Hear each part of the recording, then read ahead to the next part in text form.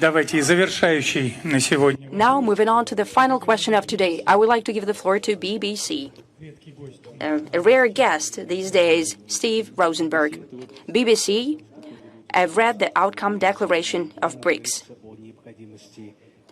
and it speaks about the need for global and regional stability and security and a just world. And the motto of Russian chairmanship in BRICS includes such ideas, I believe, justice and security. But how does it come together with your actions over the past 2.5 years, the intrusion of Russian troops into Ukraine? Where is justice, stability, and security in that? Security of Russia as well, because before the beginning of a special military operation, there were no drone attacks against Russian territory, no shelling of Russian cities, no foreign troops occupying Russian territories. It wasn't there. As for Russian security, I have already said it.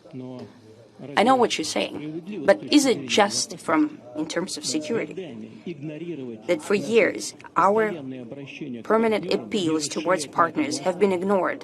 Our appeals not to expand NATO to the east, is it just to lie to our face, promising that there will be no such extensions, and then violate their obligations and do that, their promises and do that?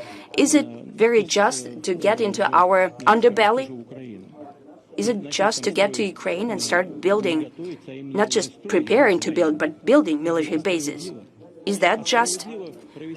Is it just to conduct a coup d'etat that I've just spoken about, responding to your colleague's question, disregarding international law and all principles of international law and the UN Charter, financing a coup d'etat in a different country, here in Ukraine, pushing the situation towards development into a hot phase? Is it just in terms of global security?